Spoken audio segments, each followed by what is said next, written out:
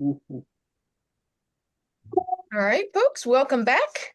We are continuing on in the story of Solomon. And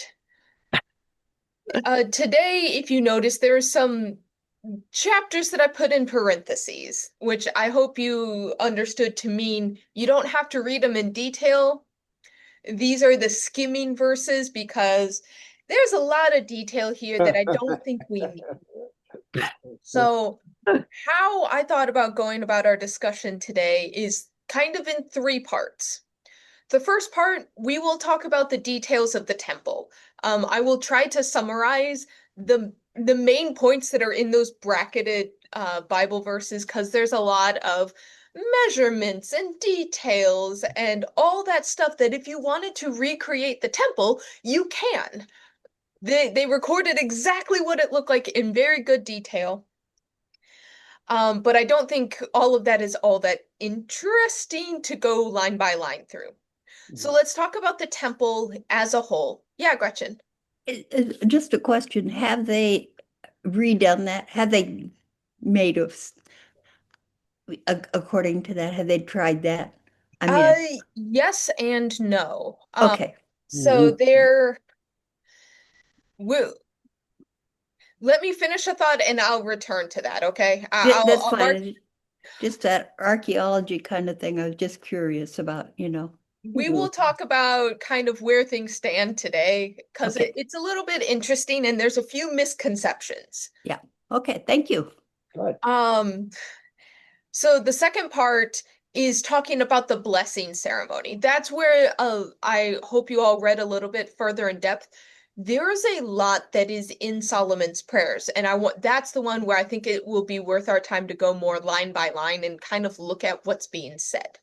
Mhm. And then lastly, saving the last 15 minutes as we have been to flip over to Proverbs, kind of get a little bit I think this looking at our schedule, this is our final time in Proverbs. We get some of my favorite Proverbs, but Yes. also a very famous one. Proverbs 31 is a very famous chapter of Proverbs that I want to make sure we touch on. So Okay. that's the plan. To get ourselves rolling, I have some pictures. I did a lot of Googling to make sure that or I could get the images to make sure we understood what was going on here. So let me pull this up so we can see what's going on. Alrighty. Thumbs up, we can see it. Yep. Yes. All right. So the first thing I wanted to clarify was location. This is happens more in like or later on when they're talking about bringing the Ark of the Covenant out of the city of David. And Mhm. when we think of the temple, we think of it being in Jerusalem. At this time, Jerusalem's actually a fairly small city. Um, and it is generally when you hear it called the city of David, it is talking about this place kind of a little bit down the mountain. This area is surrounded by mountains. This is actually not even the tallest mountain in the area. The lore is that when the temple was built, all the mountains around it rose up to point towards the temple in the middle. In reality, they just chose the place they could build on. And so this is a smaller peak, but it's still a peak. And so Mhm. the city of David is down here, and the tabernacle has been down here in the city of David. Where they are building the temple is here on what is called the threshing floor. This is where they would process the wheat, the barley, the oats, all of their grains. And you typically do that at the top of a hill so that the chaff and everything kind of like blows away in the wind downhill. But these are really good places to build temples because it's kind of already at the high point so you can see it from every direction. The lore says that this is actually the same peak that Abraham sacrificed Isaac on. That is what the lore says. There's no way to prove or disprove that, but this hill or this mountaintop is very important. And so the temple is going to be perched on the top of this hill. Any questions about location? Point to it again. Okay. Second refresher here. I can, whoop. Okay, hold on. We're going to, where is it? Here we go. Shoot.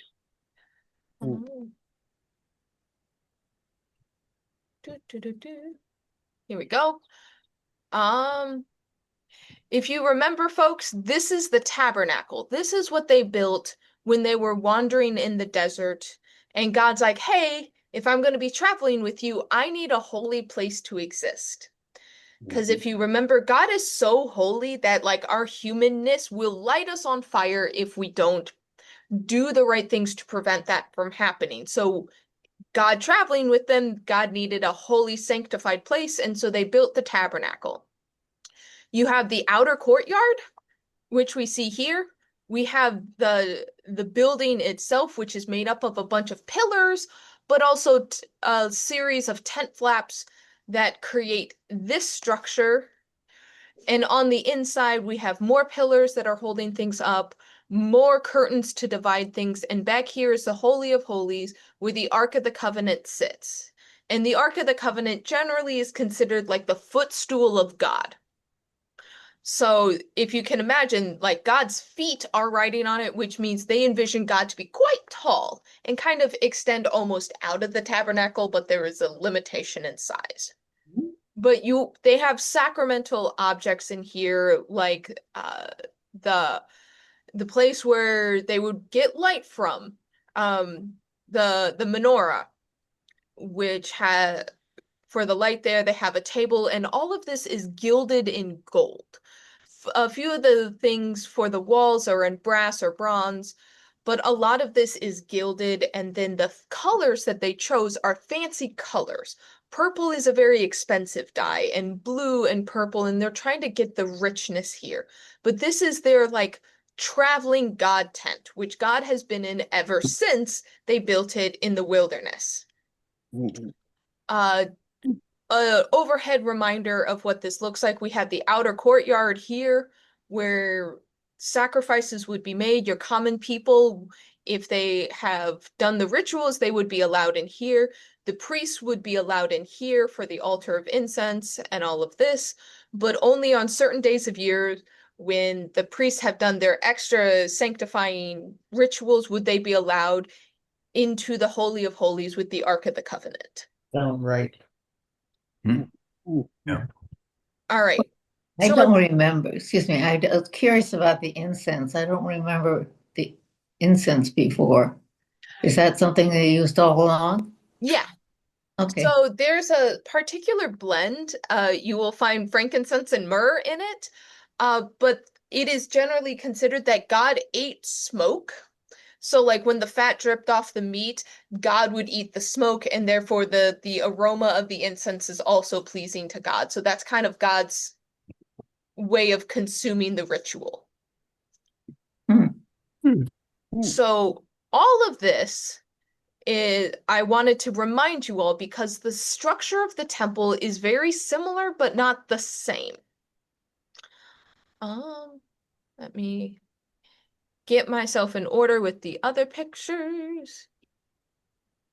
Here we go. This is the one I want.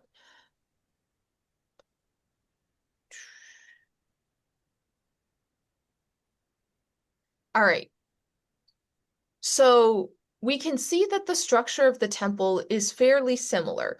We have a courtyard around the temple, much like there's a courtyard around the tabernacle. We have a big old fire pit over here. So it's not just like this portable barbecue unit. Now we have a very big in-ground fire pit to which the animals would be roasted over top. We've talked before that this was kind of a ritualized barbecue, that part of the sacrifice, yes, would be burnt off, and that's God's part. The priest would get a section of the meat, but then the people offering the animal would also get a big chunk of the meat. And so this is where it would be roasted outside, and some parts would go to one person or one group and some parts to another. You also have these areas that were commissioned that are outside. These are also for burning. Some of them are for burning wheat as a wheat offering. Some of them are for boiling meat. Boiling meat was another way to cook it. And so it would be like slow, like Yeah. slow cooker cooked in some of these pots and basins, but you can see there is one that is very, very big. What is kind of interesting about this is if we zoom in, we can see that they have cows that are carrying, or cattle carrying this basin. This is a motif from this area, and it is a common Canaanite symbol, but it does kind of have that interesting connection with like a golden calf. So you can see some of the regional motifs in some of the things that they build here. So these are built with bronze because bronze was strong and could withstand the heat. Oh, and this is 12 bronze oxen with feet facing all directions. So this is like a symbol of the 12 tribes of Israel. So not a representation of God, but almost or more of a representation of the 12 tribes in every direction. So what is first described, though, is in the inside. So we have the outside courtyard where your common people can be. You have an inside courtyard, and you can see there's many more menorahs because you need a lot more light. You have the Holy of Holies back here. And so cherubs, if you remember, cherubim are not cute, fluffy, fat babies. These are actually monsters that are like guardians of God. These are like the body of a lion, the head of a human, and the wings of an eagle. There's also cherubim that are depicted on top of the Ark of the Covenant. So the outside of the temple is built of stone, but on the inside, it is entirely gilded. So the inside, there's first a layer of wood over the floor, over the walls. So when people say the temple burned down, it's not the stone that they're talking about burning down. It's this inner area that is covered in gold, but is essentially wood. So there's wood rafters, and so the stability of the temple is still wooden, even if it is both stone on the outside and gold on the inside. But rather than it having curtains of expensive fabric, we now have more like curtains or veils that are gilded. But then around it, we have storehouses. They built this to be 4 stories tall because we have 1 story around the base, we have 2 other stories, and then another storage spot over the top. But on the inside specifically, it is very much set. Like everything is gilded, which I can only imagine with the firelight from the menorahs, how it would twinkle on the inside. Whew. And then famously, we also have these 2 pillars on the outside. These are hollow bronze that was crafted specifically for this, for the entrance. This comes back in with the story of Jesus, because the curtain between the 2 pillars is torn when Jesus dies in the account of Matthew. These are the pillars that they're talking about. Not these exact ones. Jesus had a reconstructed temple. But that is the general layout of the temple, which you can see mirrors the tabernacle. So, any questions with this? Are there any remains of this particular temple? Any sign that it existed? No, not this one. Well, yeah, I know the other one, but this. So do they think that this is a made up thing, or they just don't have any remains? So let's talk about what happens. This kind of will touch on, Sue, what you're asking about and what Gretchen was asking about before. So this is one other rendition. Ooh, can we zoom out? That's kind of blurry. This would be a very tall, imposing structure. The architecture is regionally appropriate. Like they're not doing architecturally innovative things. This is fairly standard for the area. Okay. So let's talk about what happens, how we go from what we just saw to this. because if you go to Israel, there is a miniature of all of Israel, and this is the temple that you see. And Oh. notably, this is not the temple I was just talking about. And so a lot of times when you Google pictures of the temple, of Solomon's temple, the second temple will actually come up. Thank you. So when Babylon attacks, they burn down the temple, they take all of the gold because that entire sanctuary was gilded. Like, there is your big money that makes attacking Israel worth it. Take the gilded sanctuary out.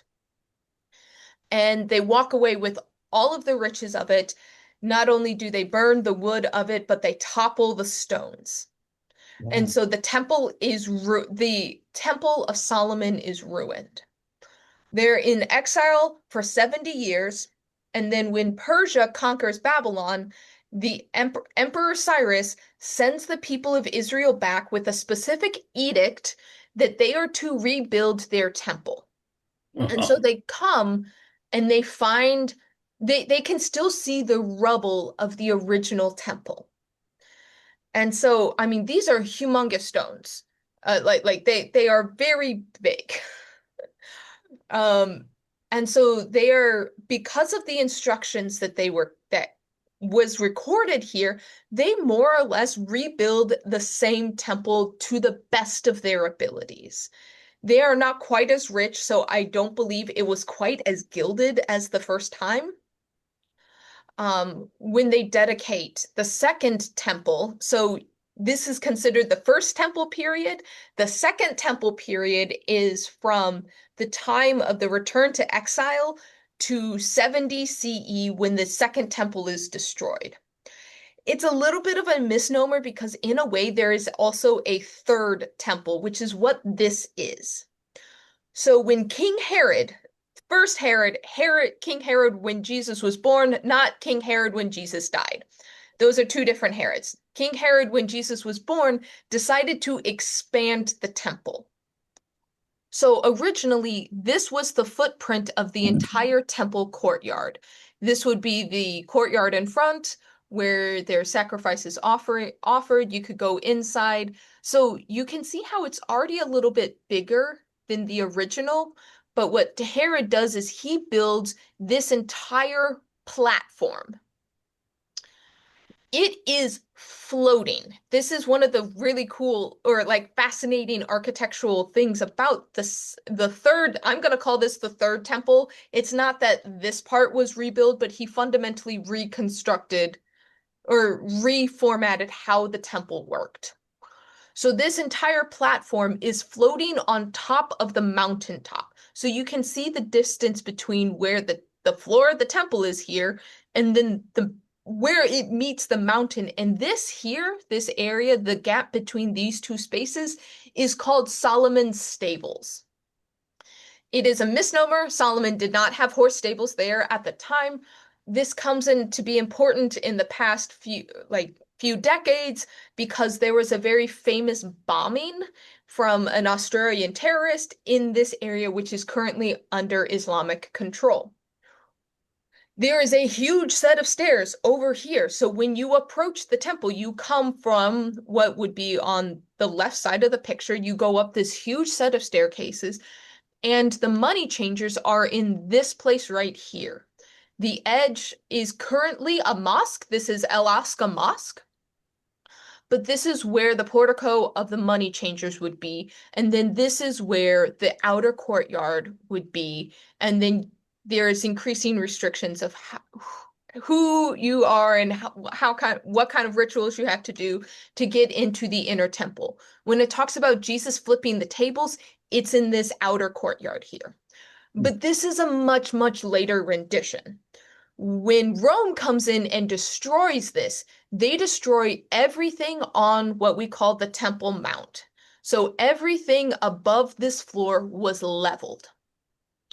When you hear about the Western Wall or the Wailing Wall, it is the distance between the top of the wall and the bottom here that exists on the other side, right along this part right here.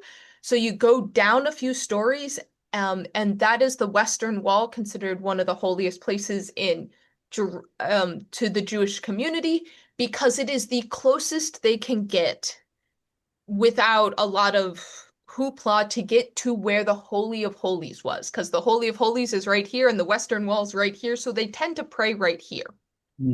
Okay. There is no remains of this temple, which also means there's no remains of the first temple because Rome leveled it. And they once again walked away with all the riches that were in the temple.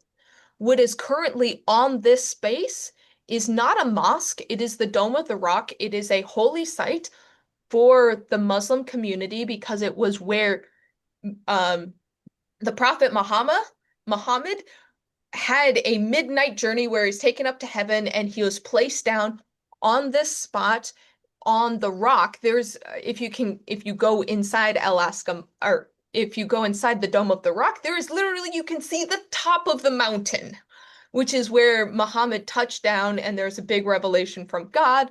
That is where the sacrifice, they say, of Esau happened. So similar tradition. So there's a holy spot for both communities on the same location, which is why it's so contentious. But like I said, there is no remains of either temple because Rome destroyed or Babylon destroyed the first one, Rome destroyed the second one, and the only thing left of this is the platform itself, and then Muslim rulers and leaders built on top of it.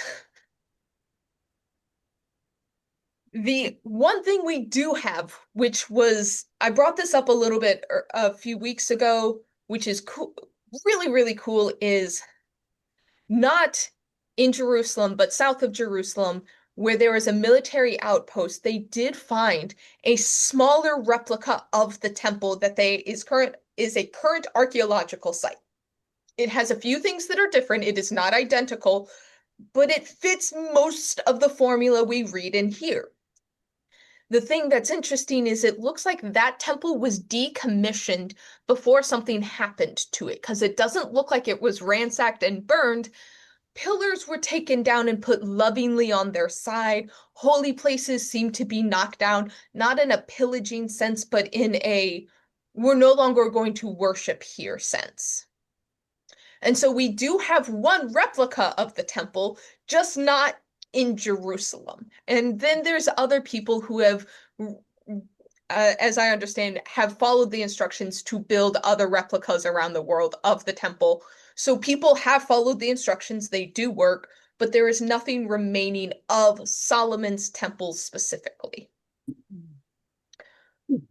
So I know that was a lot of information I just threw all at once at you. Any questions when it comes to kind of how this is being set up?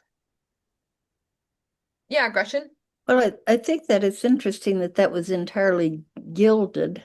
Mhm. If you read the book, they brought out the Israelites traveled through the wilderness with the wealth from the Egyptians. But I'm thinking archaeologically, when did they, they didn't mine, the Israelites didn't mine they traded with somebody or where did Egypt, I don't know if there are gold mines in Egypt. I mean, it's kind of a fascinating thing when you think about the secular part of what was going on, the Bronze Age, the Iron Age, the changes in weaponry. Right. Yeah. So, yes, that I love that observation because you're right. We don't really have evidence of Israel being a place where gold is found.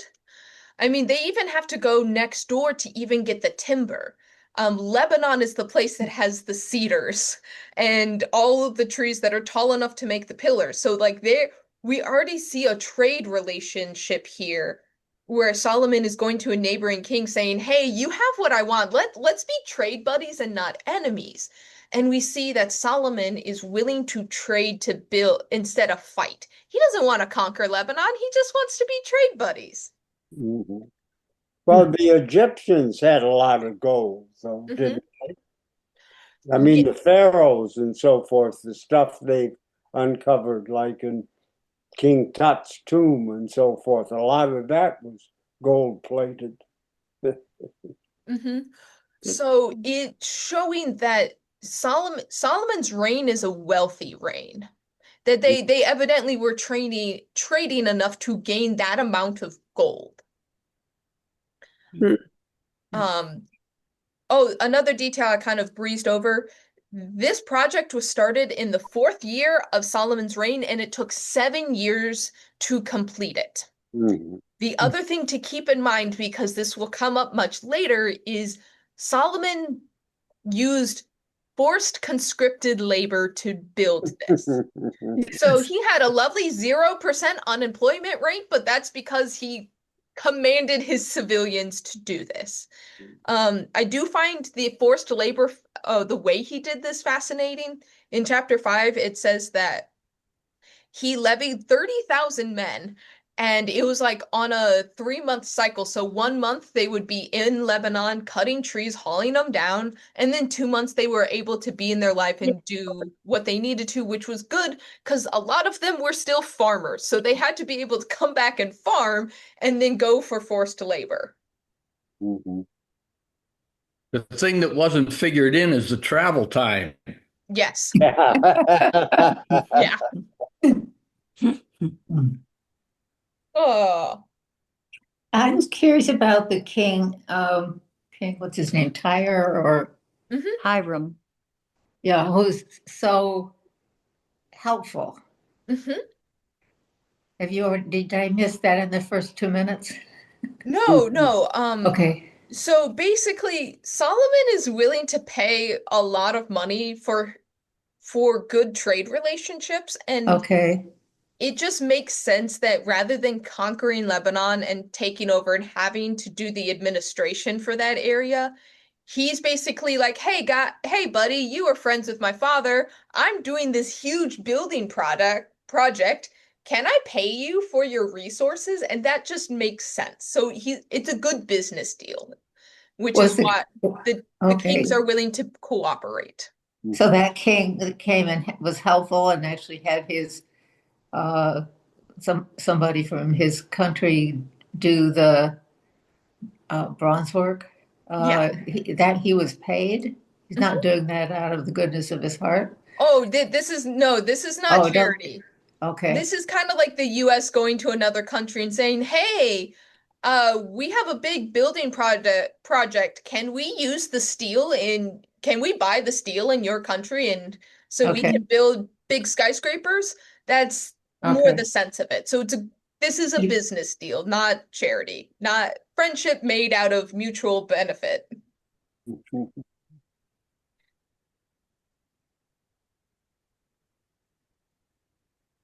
It's where the resources were. That's another interesting aspect of that. The Mhm. cedars of Lebanon. Yeah. Noted and Yeah. Gary, I saw your hand. Yeah, I don't want to confuse things, but just because I'm confused, but the building of Solomon's palace was kind of intertwined with his whole thing. And in fact, the chapters kind of mix it up sometimes. So, Mhm. um, in the bronze casting business and all that, it I'd have to read it again very methodically as you lose Mhm. track about what project you're talking about. Yes. So great observation. Solomon builds a palace. He's not satisfied with his father's David's house, which it seems like David may have just taken the fanciest house in Jerusalem. Solomon decides to build an actual palace for himself. The point that I was always instructed to look towards to see Solomon's piety is that the temple took 7 years to build, and it took 13 years to build the palace. Which at first it's like, why does it take longer to build the palace? But the understanding, generally speaking, is that the palace work was put secondary to the temple, which is why it took longer. It was all hands on deck for the temple, and then, okay, I'll keep some of you on board to build the palace. but it's a lot of the same tradespeople. So while you're casting bronze, you might as stay here and cast bronze for the palace. Yeah. Did that answer that? Like, they are kind of intertwined, though. Gee, though maybe it took longer because he built a more ornate dwelling for himself than he did a temple. It doesn't look like his palace was quite as gilded, so but it may have been bigger. That's the other thought, Bigger. is that the palace needed more room, so it may have been bigger, so it took longer to build.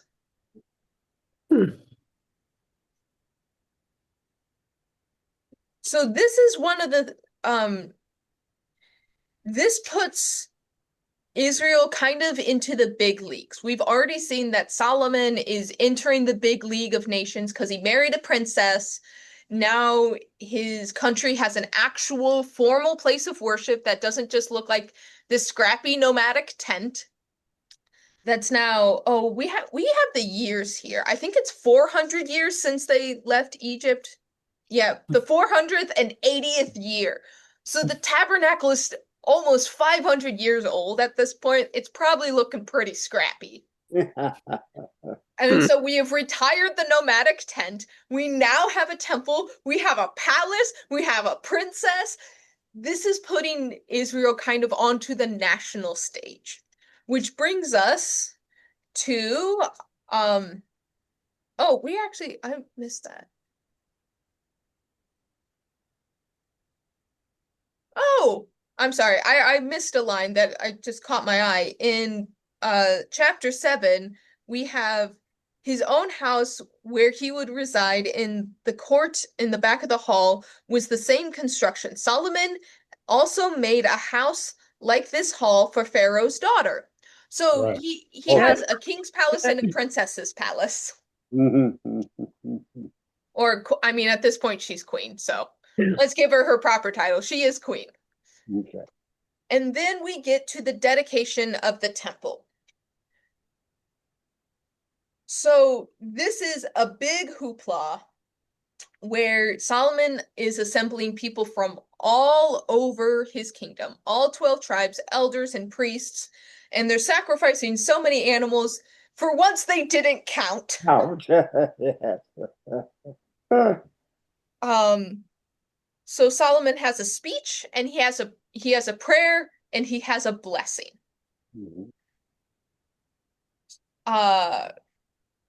Let's see, where are we? So when they bring the Ark of the Covenant into the temple, which happens starting in verse 6. So they bring it in, they bring it into the Holy of Holies, they set it down. They say that the poles of the Ark of the Covenant are so long it kind of like sticks out from the curtains, meaning you couldn't see the Ark, you could see the poles, which is the reassurance that the Ark is there. Which is funny because there's some conspiracy theories about this one. We'll get to that later. But you can see the poles, but not from the outside of the temple. But then there's a big cloud that kind of descends upon the temple, which is understood as God's presence. And the cloud is so big that people are like, whoa, and they have to like back up, which shows that God's presence is now in this place. God is once again geolocated in this temple.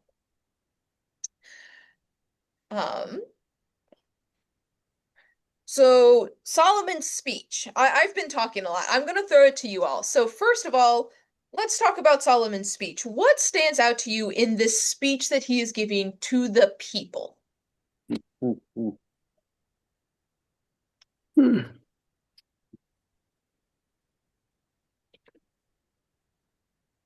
Well, this is divine work that he's been doing.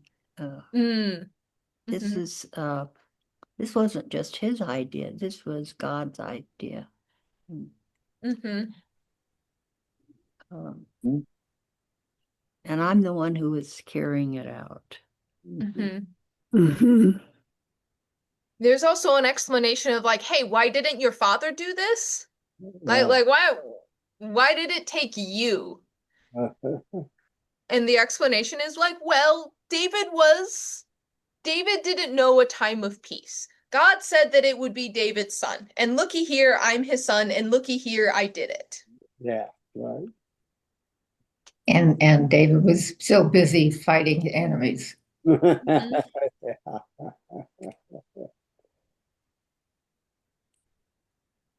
This is a very boring speech. Yeah, but Solomon says he's Really doing all this lacks now. eloquence. Yeah. Yeah, that Solomon is doing all this in a time of peace, Mhm. not in a time of war and conquest and so forth. So yeah, he's not going to go invade Lebanon to get the cedars. He's going to buy them from. Mhm. But in truth, is it peace for everybody? Oh, Um, you know, Pax Romana was peace yeah. for a few people. I mean, if you were a conscripted laborer, would that be peace? I mean, we don't that's a part that's not in here, and it's not until later that the prophets begin to say, here you are doing this, but at this point, the writer has this time of wondrous and building and God, and I don't know, but is it a time of peace? I don't. The practical way to look at this is you can conscript people for one cause or another. Are you going to conscript them to the military? Or are you going to conscript them to forced labor? You don't have enough people to do both. Yeah, that's a good point. Yep. So you put your effort into ice. Mhm. Mhm. And you can believe that this is as good as it's ever going to get. Ah, good point. Right. Mhm. Yeah, that's a good point. Yeah. A high point, isn't it? So to speak. Mhm. Well, in a way, there is kind of that justification of like, well, we have holy work to do, so we are going to use conscripted labor to do something holy. So you should be honored to be a part of the project. Other kings aren't going to be able to have this excuse when they use conscripted labor because they're not building the temple. This is in some ways holy work, so we need just a way that all hands on deck, we need a temple. This is how we're going to get it done. Mhm. Mhm. So then we have the prayer of dedication, which is repeating some of the same things. O Lord, God of Israel, there is no God like you in heaven above or earth below, yada, yada, yada. We're going to have the recitation of what God has done. We're going to recall history once again. We're going to bring up Egypt once again. We're going to bring up the promises of our ancestors again. And the promises that God has made to David and his line of like, hey, remember us, remember the kingdom that you have promised us, or the lineage. Second part, but will God indeed dwell on earth? I find that question fascinating. When I didn't have enough time to check some of the notes as thoroughly as I wanted, but it seems like this part of the prayer, it sounds like it was recorded in a later time. You can tell it from the theology and some of the questions. There's a few things to point out which may indicate that this was a later addition.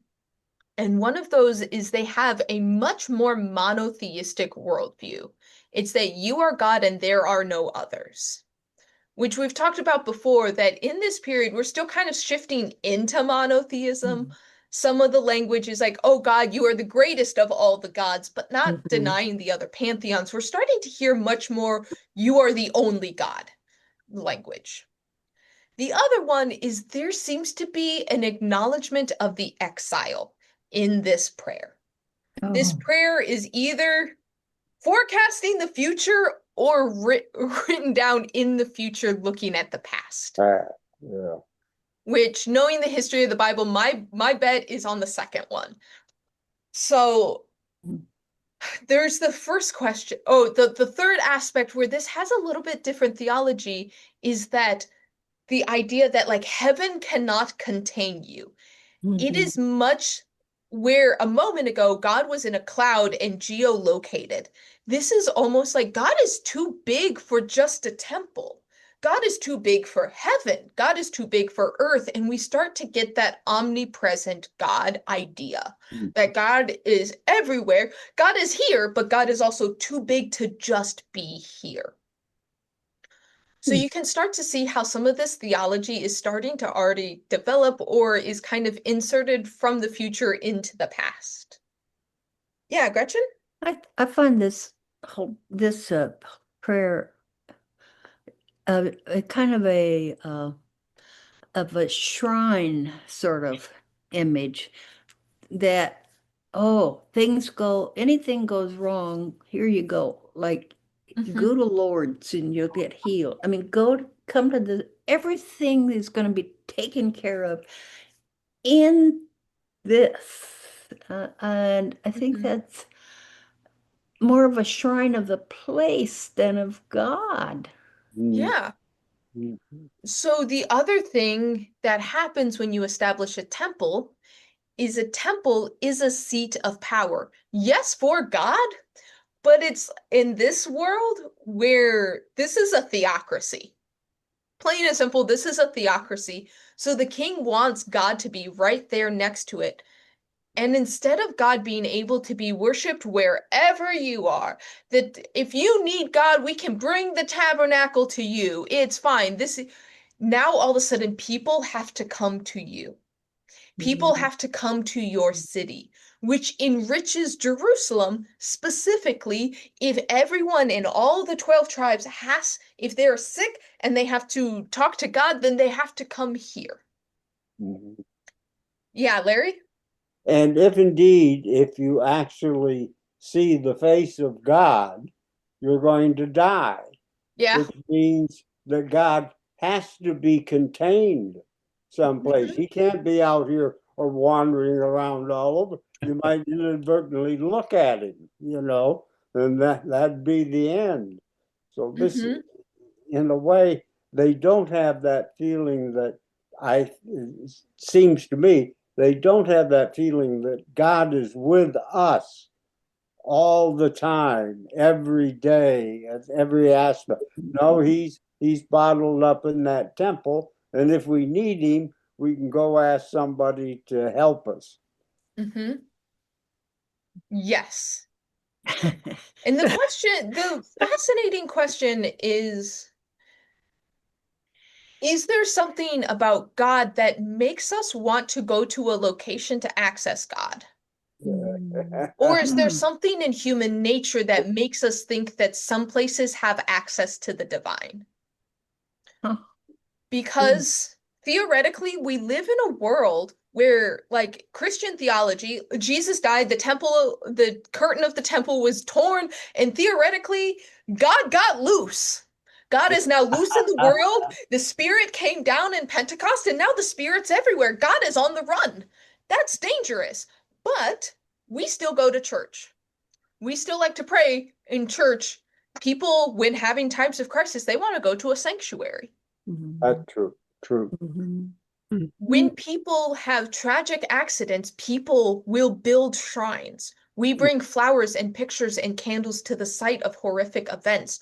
There is something that is inherent in either human nature or the way God interacts with humanity that we build shrines.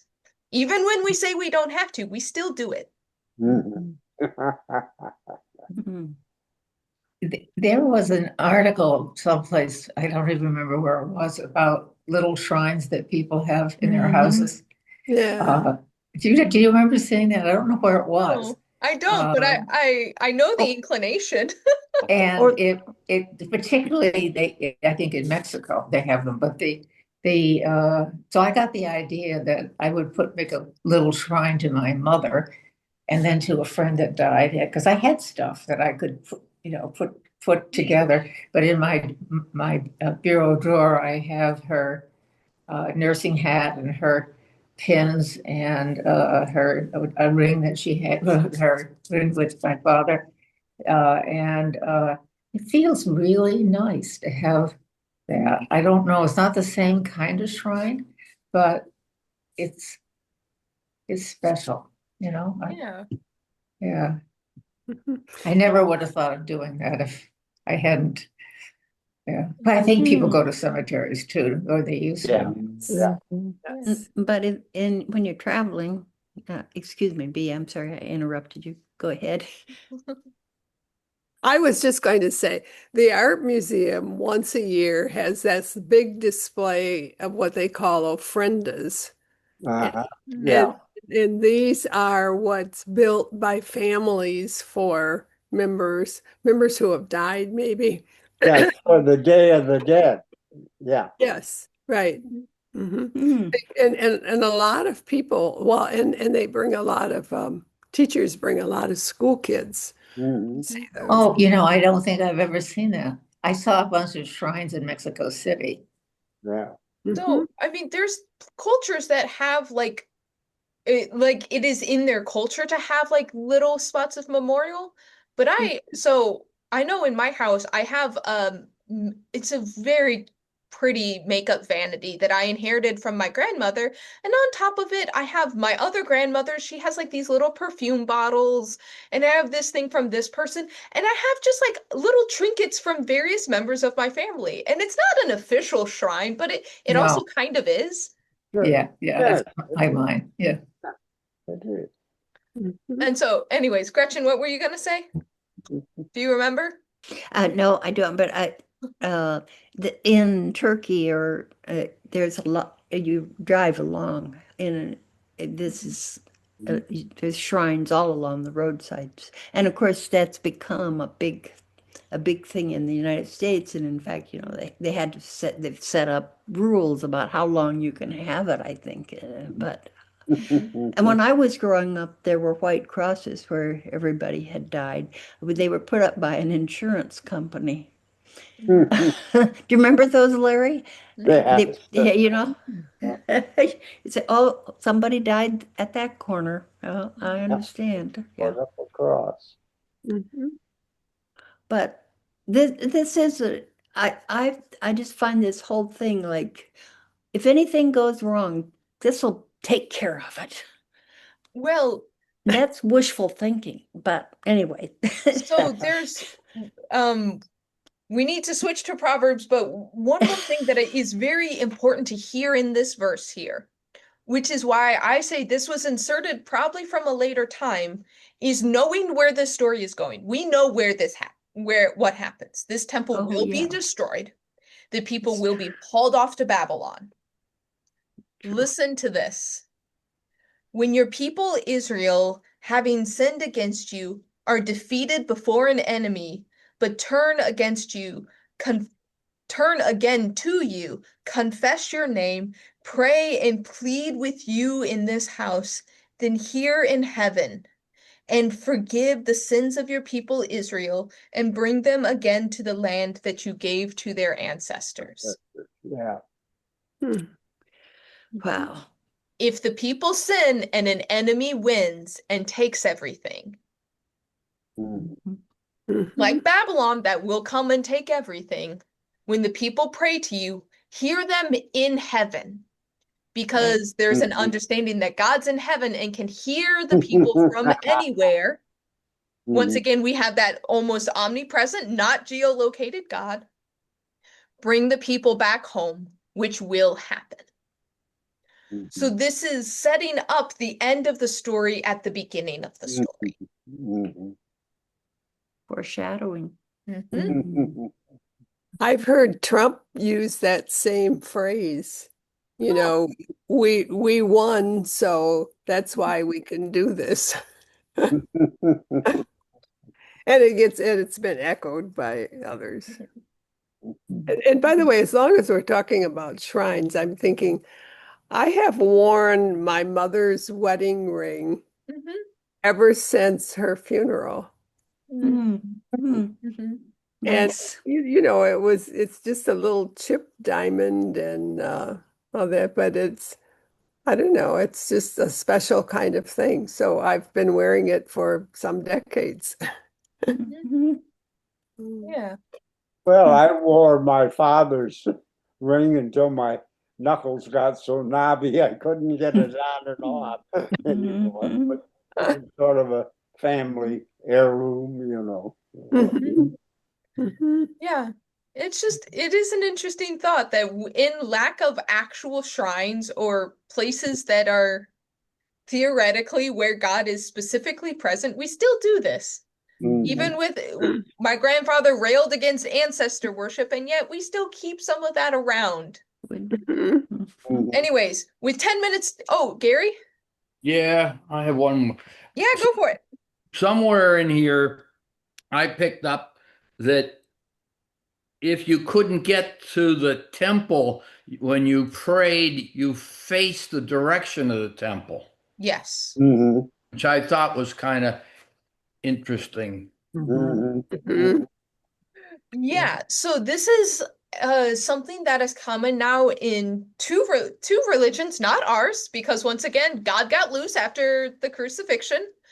Um, and but there is a tradition in some Jewish communities, not all of them, but you pray towards the Western Wall. Once again, the spot that's closest to the Holy of Holies, so you pray towards the temple. And this is also common in the Islamic tradition, but instead of the temple, you pray towards Mecca. Yeah. And so I think the logic is if you're facing that direction, your voice will carry and God will hear you from that location. Mhm.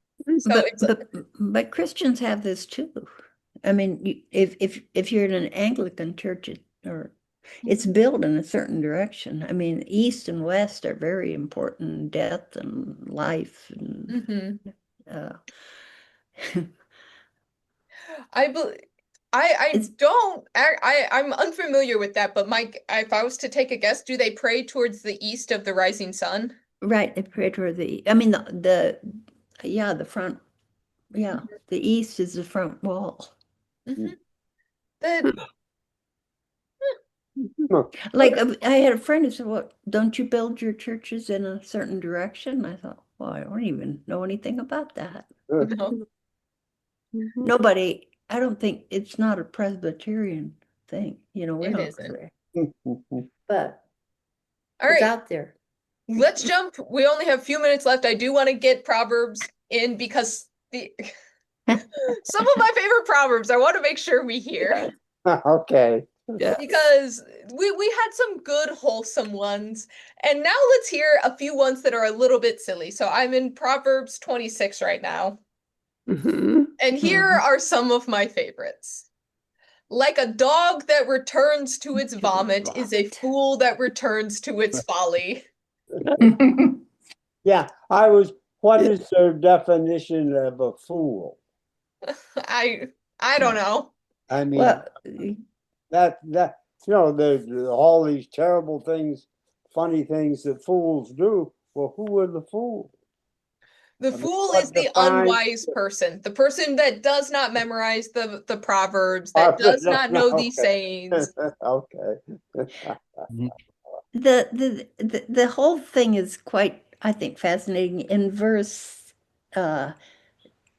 18 and 19, we've got the lazy person who is Yeah. also a fool. And I think, I mean, do we know that or what? I mean, we know lazy people are fools. I mean, Calvin said so. But anyway, like the maniac who shoots deadly firebrands and arrows, so it is one who deceives a neighbor and says, "I'm only joking." I'm like, what? I've heard that one before. Yeah.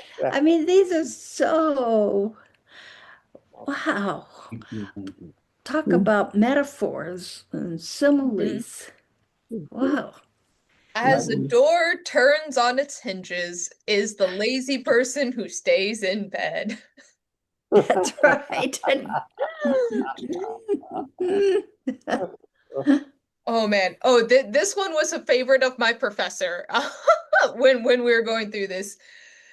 The lazy person doth bury his hand in the dip and then is too lazy to bring it back to their face.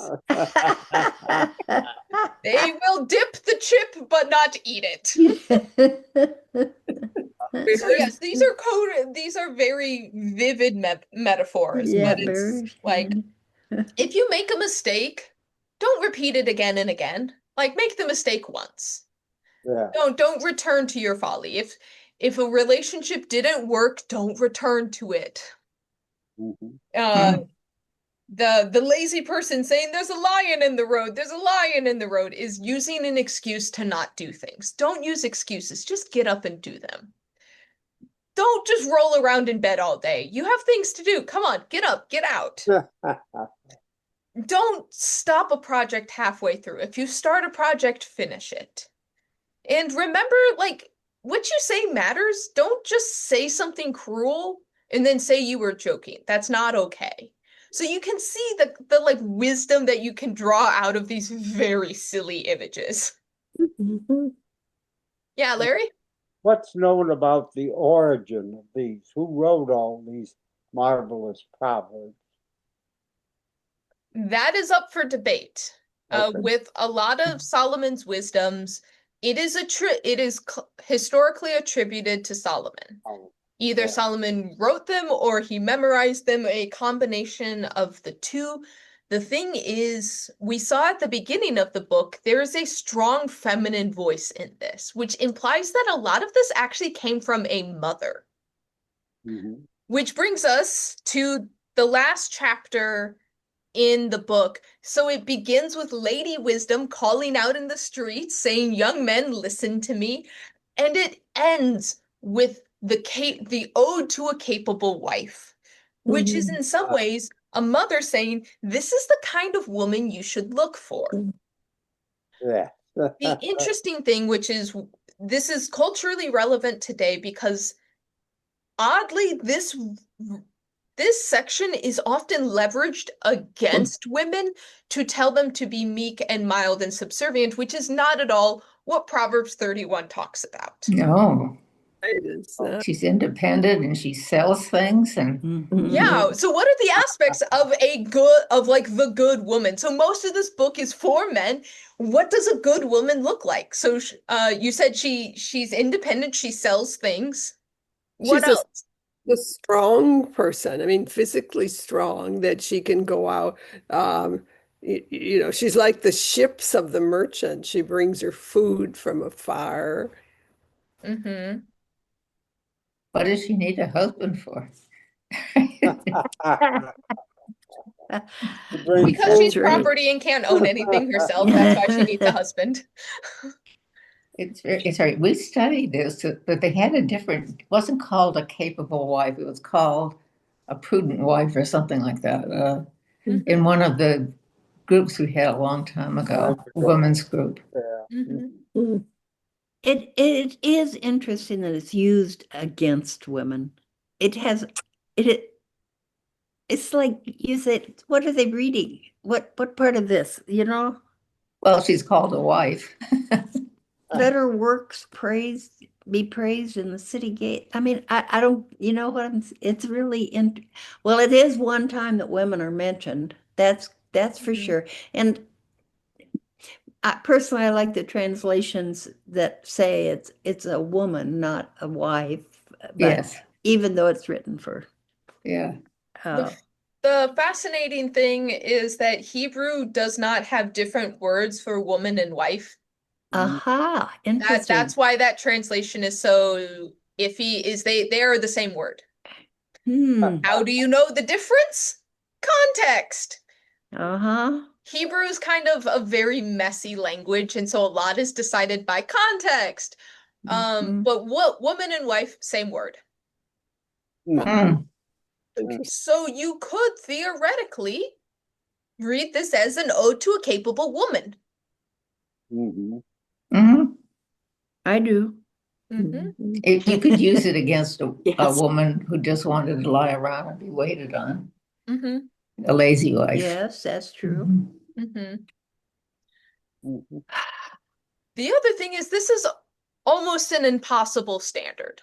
Let's also name that. Like, this is the superwoman of women. Like, Yeah. she has fields going, she's making her own clothes, she's baking her own bread, she's going out and she's starting a business. Like, this is a very capable person, but also no one can live up to this. Huh. Right. Interesting. No, if she can do part of it, you got something. Right. That's a good way to look at it. If Yeah. we got like 4 out of all of these traits, we're doing all right. Yeah. But it also, one of the things that's not mentioned, it says that she stands with dignity and strength, but it doesn't actually talk about her beauty. And so when you're advising your son on like who is a good person to pick to spend a life with, it doesn't say look for the beautiful girl, it says look for the capable wife.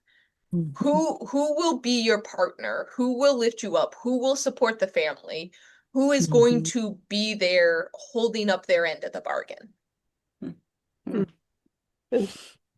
That certainly is an indication this was written by women. Right. You know, because the other part, when you go back to Abishag, you know, they keep dwelling on how beautiful she is, and they got this young virgin, and they're going to, you know, bring her to David and revive it. Well, the last 2 verses do say, charm is deceitful and beauty is vain. At least Okay. Yeah. Okay. beauty is vain. But the woman who fears the Lord is to be praised. I'm also looking at the beginning, the first few verses, that these are the words of King Lemuel, an oracle that his mother taught him. So it's still credited to a king, even though he's like, hey, my mom told me this. Which once again shows that there's a very big feminine influence on the Proverbs. But once again, do not, anyway, so any final thoughts for today? Thank you for showing those maps. Oh, Yeah. And pictures of the temple. Yeah. I mean, I've been to Jerusalem and I've been to the Temple Mount, but you know, yeah, with the descriptions when they're talking about cubits and they're talking about this image and that image, it takes some very dedicated minds to like actually piece it apart and do the math and make the drawings. And I'm not one of the people that it just can automatically pop. Like that image is too technical for me. Yeah, I now know what the Western Wall is. I never understood that before. Yeah. Oh, okay. I'm Because I glad. haven't been to Yeah. Israel and unlikely to ever go. Yes, right. It is interesting the technical things that are included in the Bible, isn't it? The how many cubits high. Yeah. What is that to make it concrete? Oh, a cubit is a semi-standard length of measurement. Right, but why include all of this detail? You know, how big is the sea? That, you know, I mean, it's just a kind of an interesting thing that chapters are spent both here and earlier on exactly how it is. And that's just a curious thing to me. And how many oxen were sacrificed? Yeah. Yes. Yeah. So must have been a big crowd. I can only take a guess, but I want you all, you tell me, think, what's your best guess of why it would be important to memorize the measurements and the architecture of the temple and the tabernacle? Oh, wasn't written down. Was it written down? Maybe. We don't fully know what shape this took until we get the modern. There's a strong likelihood that Solomon had very good records of what he built. Tabernacle is another thing. Mm. But why would it be important to memorize? In case you have to rebuild it. Yeah. Yeah. You know, one of the things I thought was fascinating is when I was reading it, they're talking about the storage buildings on the side and how the width of the room got bigger as it went up. Up, yeah. And I'm thinking that it protruded out, but then when you showed the drawing, it's just the wall gets thinner. Hmm. So the extra foot or whatever it was is because the stone is thinner as it goes up to it. Hmm. It doesn't need the support up there. Wow. So here's the other thing. Because if you've ever heard us talk about the Parthenon's pillars are not parallel. Right. They go out Well, because when you're standing from the bottom, things go in because that's how our sight works. When things are farther away, they're smaller. And so if you have the walls slightly bowed by standing at the bottom of them, it looks rectangular. It's an optical illusion. Wow. That makes the temple look bigger than it is because it looks squarer than it is if it has a slight bow to it. Yeah, but this was more engineering in that you needed less support as you go up Yeah, so that the room could be bigger. Mhm. that as well. Yeah. I mean, so you can see these people are smart. I hate it when people think ancient people are dumb. They understood engineering in their own way to understand how to build a wall that had more space in the Right. cavity. That's right. Oh. Yeah. This also would mean that if it got destroyed, you had records Mhm. rebuilding. So we have records of how to rebuild if it ever gets destroyed, which becomes very handy. The other thing to consider is God tells you to build something, you're going to remember what God told you to do. God told you to do it. Let's remember what God told us. Mhm. Anyways, let's wrap it up for there. There is more to the story to come, but we are going to see how Solomon fares. At this point, dude, from a thumbs up to a thumbs down and anywhere in between, how good of a king do we think Solomon's being right now? Oh, he's perfect. Yeah. Good. All right. We're going to see how he continues to fare. So let us conclude with prayer today. Loving God, we pray to you, not necessarily facing in a specific direction, not in a specific location, because God, we truly do understand you, not as a dangerous God that needs to be contained for our safety, but as a loving and ever-present God who is with us in every moment, in our time of trial and need, and in every joy and celebration. So God, be with us as we continue on from here and throughout the week. Help us know your presence and help us feel it in our daily lives so that we can continue to follow you and the words and the instructions you've given us for how to live a good life and how to build a good world. Not just build a temple that is gilded, but build a life that is abundant for all. We pray all these things in Jesus' name. Amen. Amen. All right. Take care. Chris, thank you. Chris, Thank you. Thank you, Chris. good week. Are we back to the schedule where my schedule has all these penciled in things? August 12, we're at 1 Kings 9 through 10 and Song of Solomon. Yes. So we're back to this schedule. Yes, we are.